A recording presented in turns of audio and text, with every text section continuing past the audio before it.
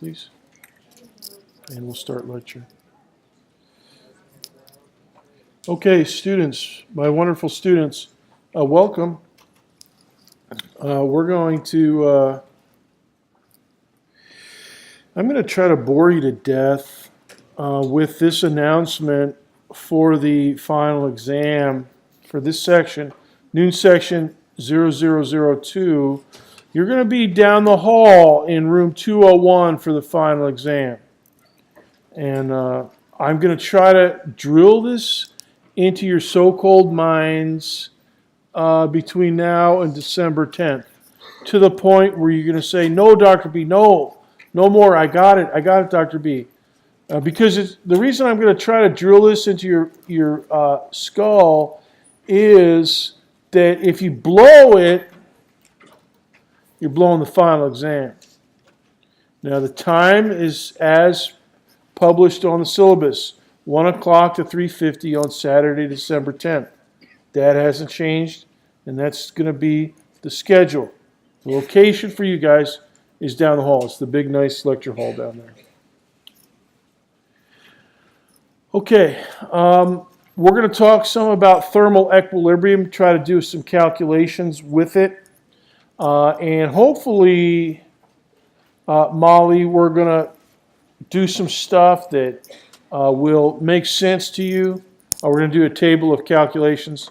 And then we'll talk about heat transport and a little bit about waves and wavelets and stuff. And you're going to have some homework over the weekend. But before we do that, I want to engage your mind with some information about how to estimate your current grade status, as if I were going to give you your semester grade today with what we have on the books. All right? And I've had a bunch of students ask me, hey, Dr. B, can you figure out what my grade is and stuff? Which normally I like to do that, but even better is to show you how to do it yourself, and you can do this anytime. So now we've got two exams on the books, exam 1 and exam 2. Almost everybody in here has a grade for each of those. Now, we're going to work out an example, and so go ahead and jot down exam 1 grade 31 out of 50, and exam 2 grade 35 out of 50. And we're going to throw in some homework and kind of figure out the homework points. And then we're going to figure out how to handle the clicking data and put it all together into a grade estimate. Now, it's not a grade, it's an estimate of your grade, because your grade is not final until after the final exam. All right? But for now, we can estimate it, kind of see what your status is. All right, so for this example, we're going to go 31 on exam 2 and 35 on 31 on exam 1 and 32 on exam. There's my cursor. Okay. 35 out of 50 on exam 2. Now, something about this that I want to point out. Right now, we only have 2 exams on the books. In about a month, November 10th, we're going to have 3 on the books. And then we'll be able to use your best 2. Right now, your grade estimate is using your only 2, because we don't have the best 2 out of 3 here yet. And in a month or so, you'll be able to do, all the math will be the same, except you use your best 2. So you might have a 31, a 35, and a 37. So you ditch the 31. And you do the same thing that we do today with 31 and 35, you would do with 35 and 37. All right, now, let's factor in some homework. Right now, we've had 13 homework assignments. We've had homework 1 through 11. And actually, that should be 14 assignments, because we had, wait a minute. Did we have 10.1? We had 7.1. Did we have 10.1? Okay. So we have 1 through 11, 7.1, and then we have 2 mini review sets. So that's 14 assignments. Okay. But 122 points possible. All right, so what you do to figure out the homework pointage out of 25, you add up all your homework scores from 1 through 11, and including the 7.1 and the 2 mini reviews, because those are regular homeworks. And let's say that for this example, that this hypothetical student has 94 points. All right, so you divide that by 122, and that'll give you your percentage. And then you multiply that by 25.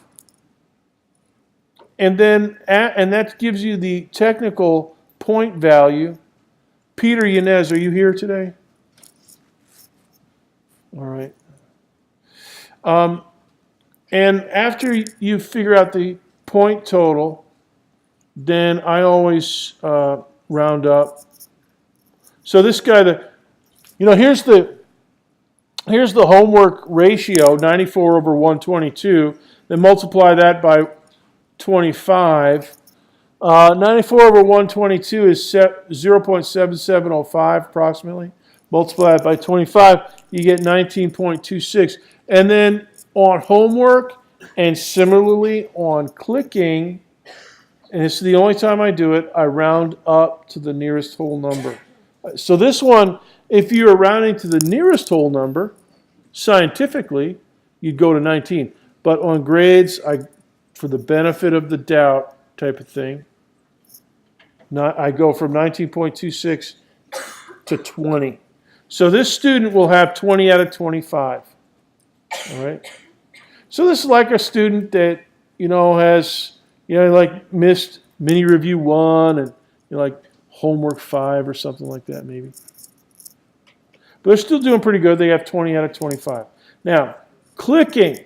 Let me remind you, the clicking is a participation grade based on whether you're participating. So it's based on how many you answer, not how many you get correct.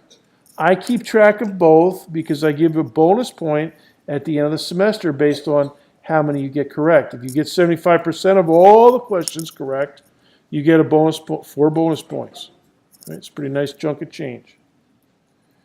But if you get 85% of the clicker questions answered, then you get 25 out of 25. All right. Now, I haven't posted any clicker data for a couple weeks. I'm a little bit behind because we had a little problem with the clicking software. But I'm going to do that as soon as I can. And when I do, you'll be able to look up. I'll do your clicker point estimate. So you'll have something out of 25. So let's say for this example that this student has done, they haven't done 85%. They've missed a couple more lectures. But they got 23 out of 25 for their clicker pointage. All right. So now what you do is you add all those up. And the possible points are 50 possible for each exam, 25 possible for homework, 25 possible for clicking, and so a total of 150 possible. So you divide that up and then look up the percentage on the syllabus. All right, so let's do the add up. Here's the add up. 31 and 35, that's exam 1 and exam 2.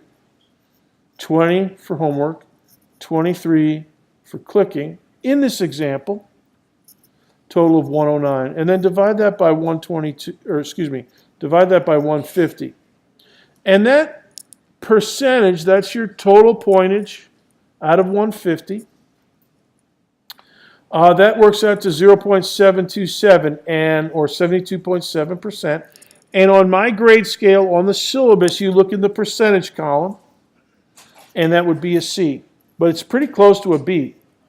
So this particular student, or any student in a similar situation, would have very good motivation, or should have very good motivation, to work their off and get a B for the semester. Because they're definitely within striking range of getting a B. Here's another way to look at the same data. Just make a little table. We have right now 4 events or 4 activities from which we get points for your semester grade. And here's the same data just in a table, total of 109. And let me point something out to you in the table. It's a little bit easier to do it here. The homework and the participation add up to 43 out of possible 50. Now that would be a really nice midterm exam grade. For this student, this hypothetical student has never gotten above 35 on a midterm. But the student has done enough homework and clicking to get 43 out of 50 between homework and clicking. And that is nice because it's like having a midterm exam score of 43 out of 50. All right? Second comment about this. Most of you that are here, I know your faces, even though I don't always know your names as well as I'd like. Those of you that are here, you come to class faithfully and you're clicking faithfully. You're going to probably get 25 or maybe 24 out of 25. If you do your homework faithfully, you're going to get maybe 25 out of 25. Many of you will have 50 out of 50 by the end of the semester. A lot of you will have 49 or 48 out of 50 in these two columns by the end of the semester. So most of you, and that's why I always say, if you come to class faithfully and participate with clicking, and if you do your homework faithfully, it's going to be kind of hard to flunk the class. Because you're going to have one of these jobs here. 50 out of 50. That's a nice chunk of change. And it's kind of easy money. It's not hard to do. Just got to do a normal amount of work. Nothing. It's not the task of Hercules. It's the task of Hercules' little brother. And Hercules' little sister. All right. So here's your quotient again. And so and let me point out another thing. Right now,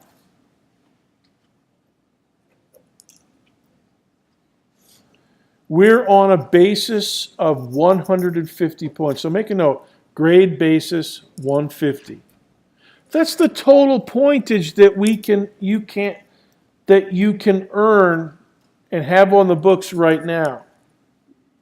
And that will be the point basis for the rest of the semester. Now that we have exam 2 on the books, you've had an opportunity to earn 150 points. So if I did semester grades today, it'd be on the basis of 150 points. All right? Statement 2. The final exam is 100 points, and when we do that on December 10th, by about 4 o'clock on December 10th, when the final is done, you will then be on the basis of 250 points. All right? Because you'll have that on the books, and once it all gets graded by Scantron and everything, you'll have another bundle, maybe 100 points, maybe even more if you crush it and get the bonus points. All right? And so that'll be on the books. Peter, you left your sunglasses in my office. Right? Yeah. Okay. I got them right up here. Somewhere. Where did they go? They're there. Okay. Come up after class. Third, was that the second side note or third? Anyways, next side note. Bonus points. Bonus points go here in the numerator. So like early iClicker registration bonus, 1. You might have 1 or 2 or 3 or 4.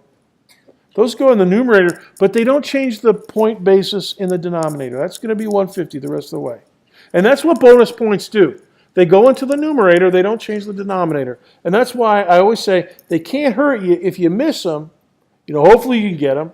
But if you don't get them, it doesn't hurt you because it hasn't changed the denominator or anything. All right? You have regular points.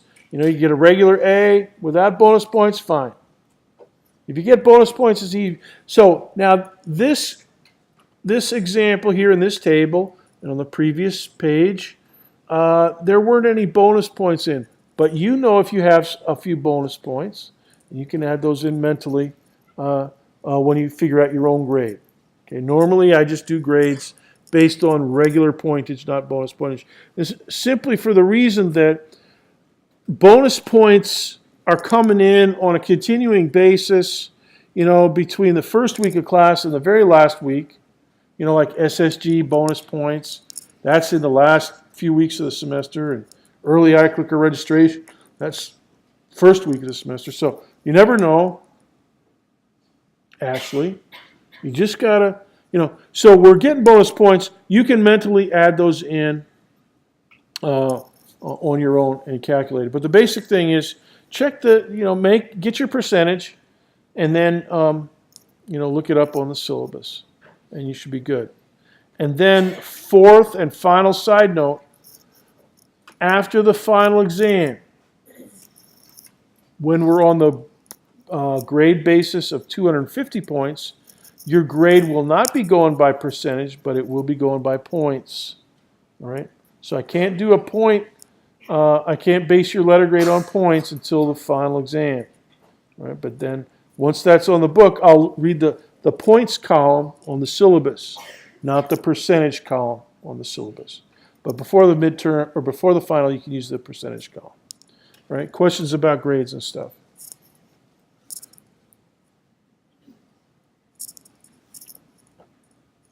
Yes. If we do the study session and we are able to opt out of the final exam, right, so that's just going to be as if we're going 100 on the final exam, or is it just not going to be calculated?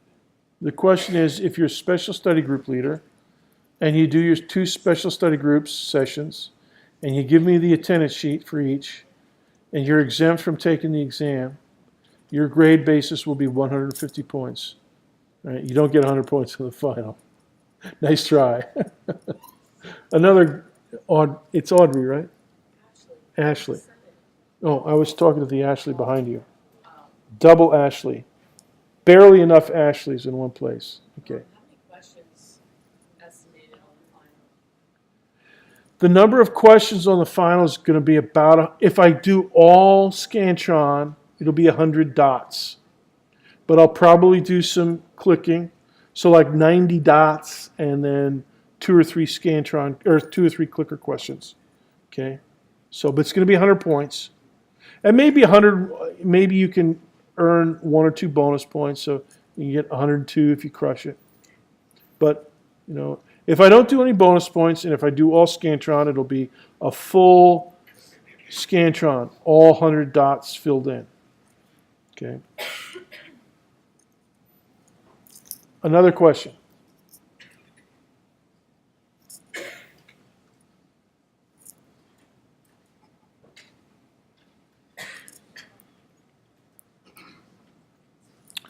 Okay, let's keep going. I want to work on another heat melt, brain burner with you. Get your calculator out and your clicker because we're going to do a clicker question. And go ahead and turn on your clicker, iClicker 2.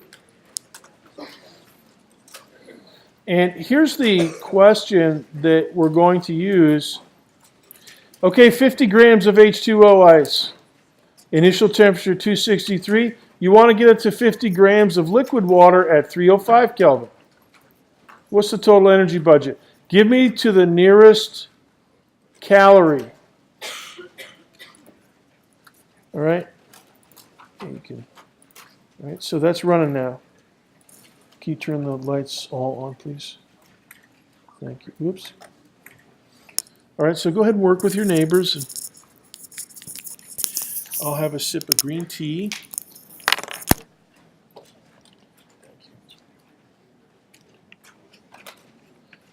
This is really thrilling to watch the scoreboard up here. No, I mean it was really cool during the first hour because the students were, once they figure out the answer, you can see everybody, lighten up the correct answer on here. It's just astounding. It's really great. Love it. See, now here's some more answers. 3 answers are in. 4 answers are in.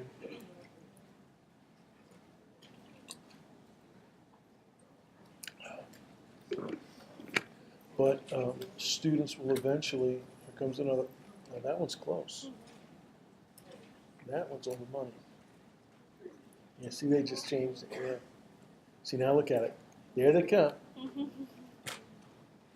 It's just astounding. I love it.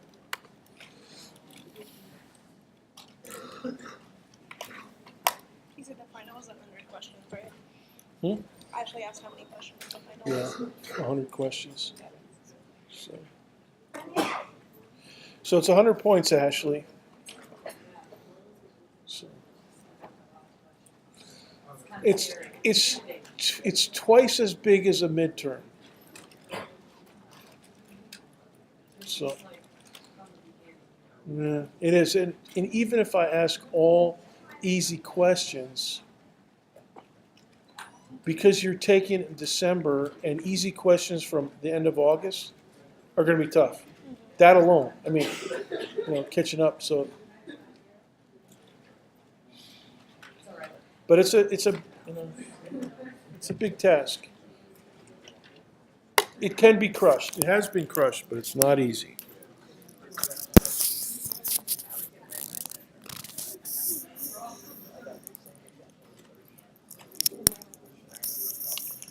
All right, let me get my talking PDF ready. See this graph paper? Oh, cool. Yeah. The other notebook was much smaller. This is Yeah. This is A4. So the students won't be able to print it very well because it's A4, but it's much bigger. I need to get better, probably. Yeah. Actually, they should be able to print this because this page is A4, but the area that I write in is I'm sure Probably- I can cut it to make it fit or something. Yeah. should be good. Okay. And I gave them we had 5 minutes for the first one. But see this is my wife's computer. Yeah. I think using the HDMI port on my regular computer messed up the sound. I was trying to listen. Yesterday I was doing office hours. Yeah. I get there at 7:30, right? So I still have about 3.5 hours to work before office hours start. So I thought, all right, I'll listen to the radio. I'll listen to iTunes. Yeah. And so I plug in the earbuds, and then I turn on iTunes. There's no sound. I thought, what the? So I went to Yeah. the sound preferences panel, and and it says no output devices found, even when this was plugged in. Right. So the built-in speakers, no. The built-in microphone, no. And I plugged this in, no. No. And so last night I was home, and I talked to the Apple chat help, the technical help yeah. chat, and they couldn't. We tried a couple things and it didn't work. So they say that I have to bring my. Can you believe it? It's like 4 months old and it I has know, to be right? repaired. They said I have to bring it in for a physical repair or something. So I'm going to try to reinstall update the operatings. Yeah. Is it? Are you Gosh, this is supposed to, going like, on the eject it? podcast. Oh goodness. I have the microphone. You guys are hearing all my. It's not top secret. Anyways, so I got to get my. So I had to borrow my wife's Yeah. computer, and it doesn't have an HDMI port, so. But it seems to be working okay. Yeah. Let's see how it goes. Peter, come up here and get your specs.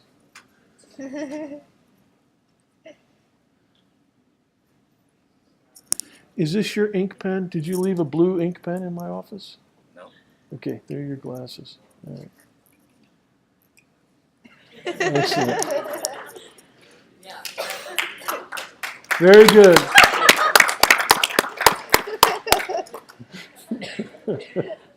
Excellent. Excellent. All right, 20 seconds. Get your answers in.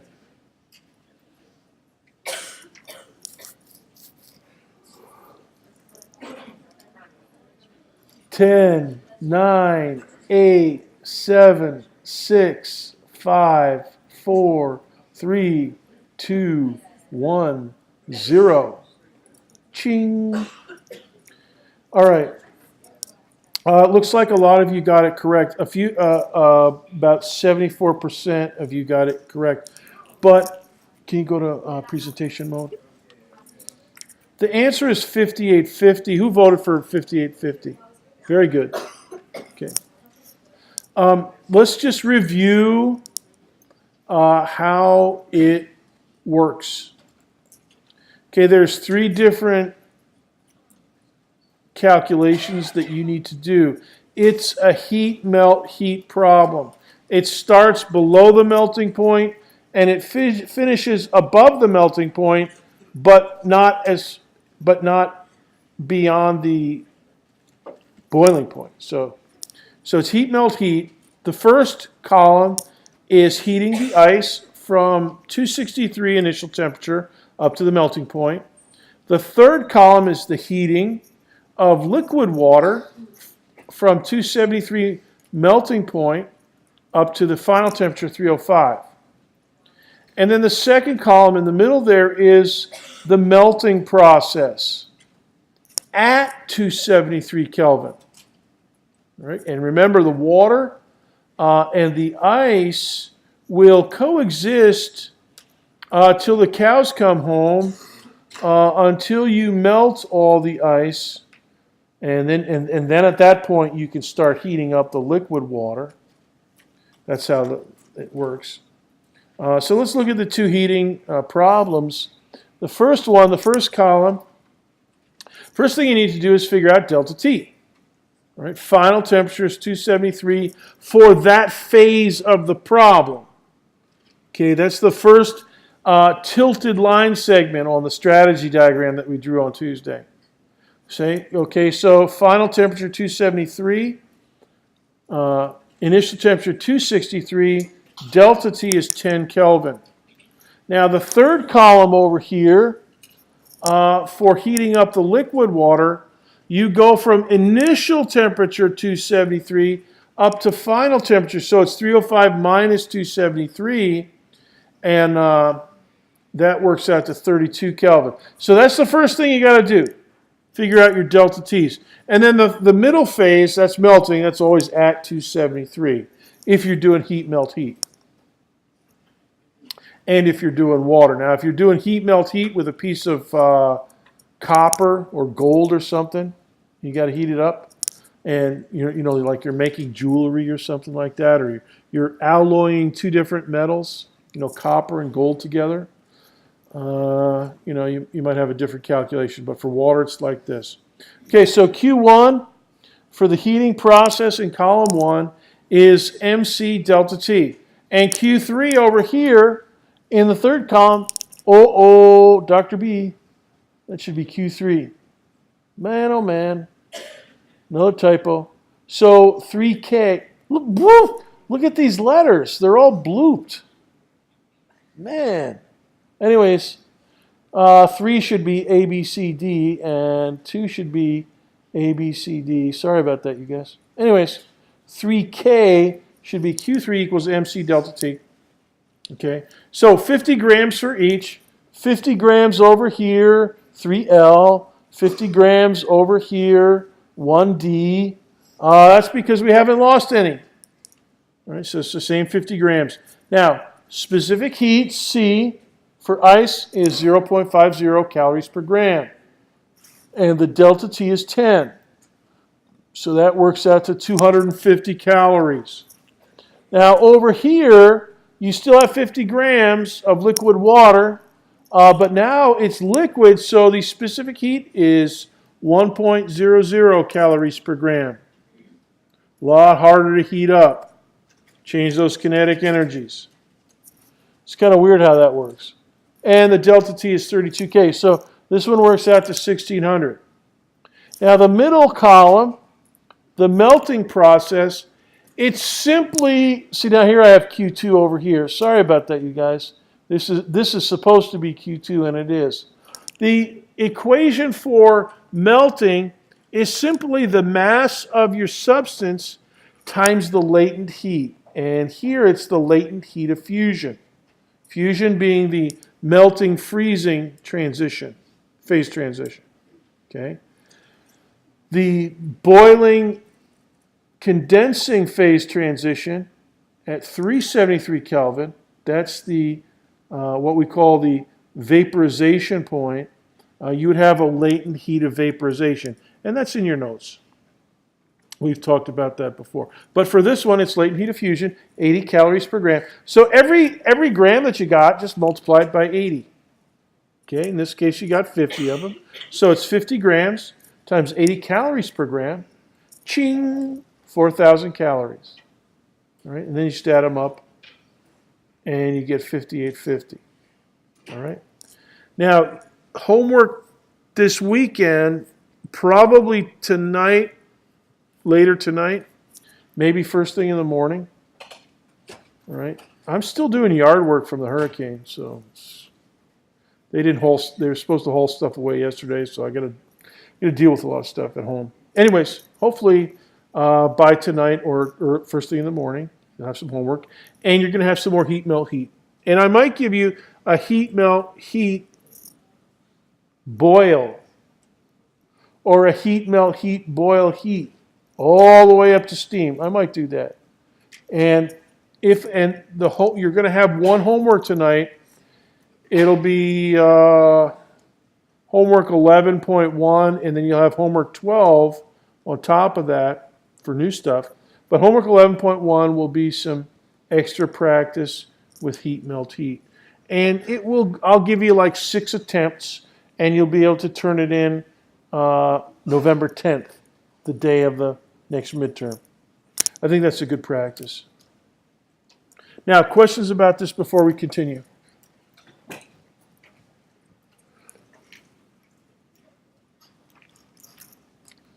Yes? So if we're adding the additional steps in the practice problems, it's just going to be the same thing, but a few more steps in a different latent heat. Yeah, so the question was, if you have another heat, melt, heat, boil, heat problem, it's a few more extra steps. Yeah, it would be, if you do heat, melt, heat, boil, heat, that's 2 more extra, excuse me, 2 more extra calculations and a different phase transition. So you'll have to do latent heat of vaporization. And then you'll have to do heating of steam. I mean, if it's water that you're working with. But yeah, I mean, it would be 2 extra steps. So you have a tilted line segment. You have a tilted line segment, flat for melting. Tilted line segment for heating the liquid. Flat line segment for boiling the liquid. And then another tilted line segment for heating the steam. All right. Next thing I want to do is talk about example 2 from the textbook at the end of chapter 6. Mixing 2 liquids, and we're going to work on a simple example. And I'm going to do it on the document cam, and it will be recorded as a talking PDF, so you'll be able to review it, and you'll have my notes. It works out really nicely. Okay, so here's what we're going to do. We're going to take 2 different substances, and these are kind of hypothetical substances, nice round numbers and all that stuff, Andriana. So, but we'll call it liquid H at temperature 333 Kelvin, and liquid S, a different size blob of liquid S, at temperature 288 Kelvin. Now, they are not at thermal equilibrium because they're different temperatures. If we mix them, one of them is going to cool off, substance H. One of them is going to warm up, substance S. All right, and we want to figure out the thermal equilibrium temperature. They're different substances, so they're going to have, potentially anyways, different specific heats. So I just made these up. You know, I made up an example, and I worked it out so that it wouldn't blow up in our face or anything like that. 1.2 calories per gram, specific heat for substance H, C subscript H. And then C subscript S, 1.4 calories per gram Kelvin for its specific heat. And so on a gram for gram basis, the same number of calories gained or lost is going to lead to different temperature changes, simply because they have a different thermal property, specific heat. Now, in this example, I also said, I can set up the numbers anywhere I want. Okay? And so I said, well, let's give them different masses. And so I said, all right, let's make substance H a little bit smaller, 40 grams, and substance S, just for a nice round number, 75 grams. That sounds good. And now, side note that you can add to your notes here, and hopefully you have plenty of room, because we're going to make a big table here in just a few minutes on the document can. Side note number 1, which substance is easier to heat up gram for gram, calorie for calorie? H is easier to heat up because it has a specific heat of 1.2. It takes 1.2 calories to raise a gram by 1 Kelvin. Substance S, it takes 1.4 calories to raise a gram by 1 Kelvin. Right? So substance H is easier, substance S is harder.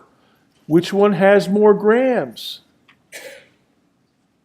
Substance S. So you can just look at it. So if you had equal masses, substance S would be substance S would be harder to heat up, calorie for calorie. But substance S, you also have more grams of it. So substance S is going to be, every calorie that goes from the hot to the cold, that calorie is going to raise the temperature of substance S by a smaller amount than it cools off substance H. So every time substance H loses a calorie, it's going to cool off a little bit. Every time substance S absorbs a calorie, it's going to heat up a little bit. But the heat up for substance S is going to be smaller than the cool down for substance H. And we're going to work that out in a minute. So you have different temperature changes on this. But one thing to remember, if this is in an insulated container, and that's kind of what I'm supposing here, then whatever substance H loses, S gains. It doesn't disappear. It's insulated, so none of the joules of heat energy go out the exhaust pipe. It stays inside the styrofoam container.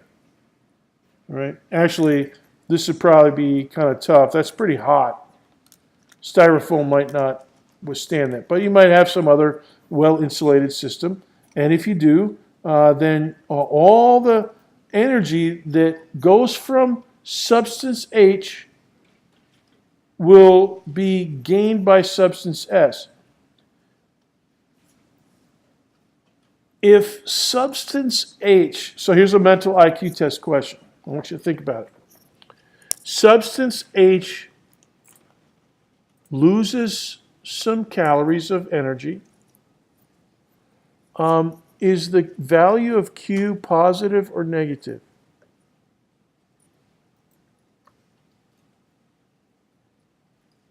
Positive or negative? If you lose heat. It's negatory, right? So let's do an example. Let's just for conversation purposes, let's say that Q loses 200 calories. Excuse me, that substance H loses 200 calories. All right? And let's figure out how much that decreases the temperature. So let's figure out delta T subscript H. It's just going to be MC delta T, right? So it should be fairly easy to figure out. All right? And what we're going to do is figure out, all right, that's going to cool off subscript H. I'm going to get a negative number there for delta T, for subscript H, or delta T of substance S, or substance H, sorry. And that's going to be my cool-off amount. If I drop 200 calories. Now, if I drop 2,000 calories, it's going to be even more temperature drop. Okay? But let's try 200 and see what we can see. All right? And we're going to try to cool off H and warm up S and see where the temperatures equilibrate. All right? Now, to do that, to work this out, I'm going to go to the document camera now. All right, so let me pause the podcast for just a minute. A couple more points, and that is on this kind of a problem, I made the decision to use 200 calories for my token exchange. Now, I could have used 100. I could have used 1 calorie. But then, Ashley, if I'd used 1 calorie, we'd still be doing it. I mean, because 1 calorie only dips the temperature a little bit.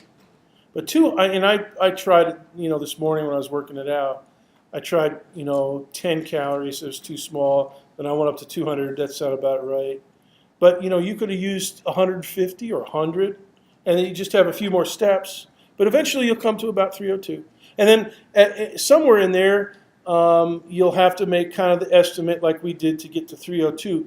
But the other thing that you could do is to get to 7 exchanges of 200 and then start doing exchanges of 10 or exchanges of 100.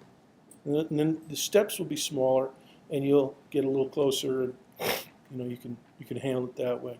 Isaiah, question?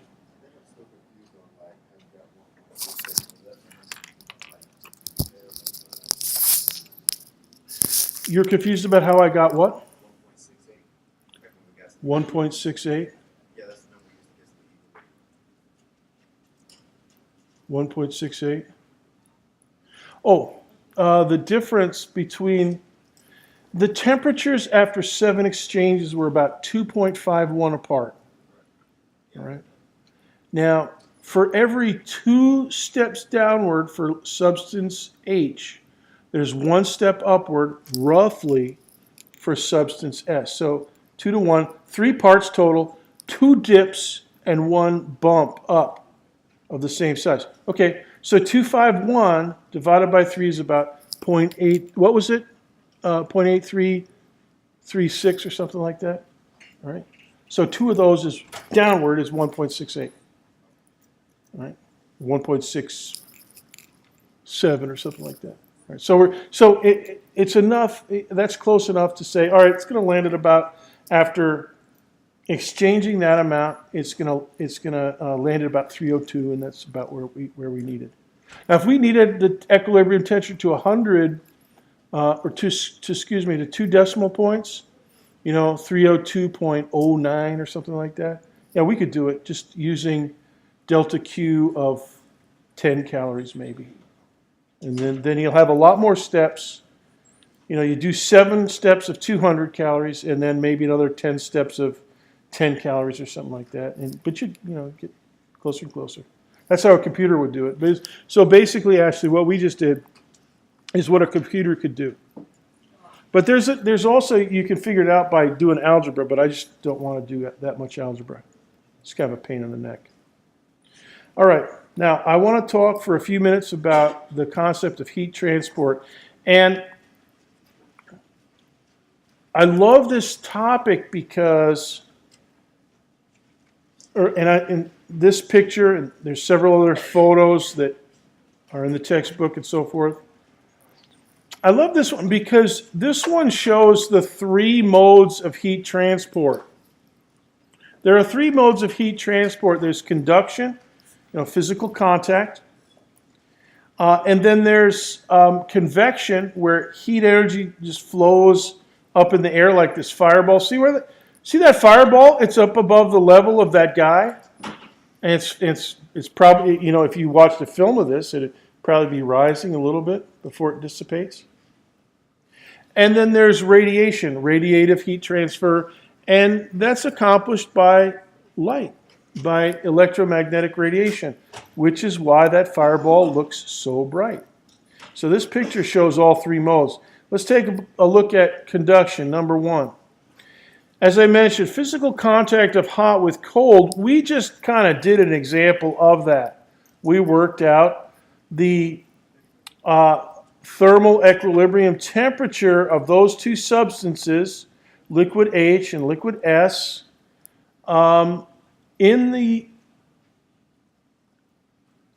situation in which their heat is exchanged by conduction.